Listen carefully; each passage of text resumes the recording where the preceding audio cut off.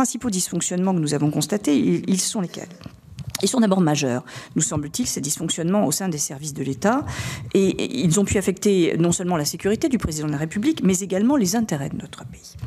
Il s'agit d'abord des pouvoirs excessifs qui ont été laissés à un collaborateur inexpérimenté dans un domaine, la sécurité du chef de l'État, pourtant essentielle à la continuité de l'État. Et je me référais au développement fait sur ce point par le président Bas.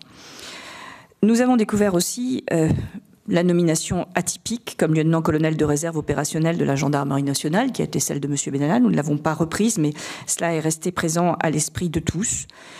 Nous avons également mis à jour cette confiance maintenue et cette collaboration poursuivie après les graves dérapages commis par ce collaborateur le 1er mai 2018. Également une remontée d'informations défaillantes au sein de l'institution policière et de l'exécutif sur les faits du 1er mai. Une dissimulation des faits à la justice du fait de l'absence de saisine du procureur de la République au titre de l'article 40 du Code de procédure pénale. Une première sanction discrète, j'avais indiqué, et dont la portée réelle n'est pas établie. Un sérieux manque de précaution dans la prévention des conflits d'intérêts de certains collaborateurs du président de la République. Un manque de diligence dans le suivi et le retrait des moyens alloués à Alexandre Benalla après son licenciement, passeport, téléphone, je n'y reviens pas. Une réaction plus tardive pour s'assurer du respect par l'intéressé de ses obligations déontologiques à l'issue du contrat.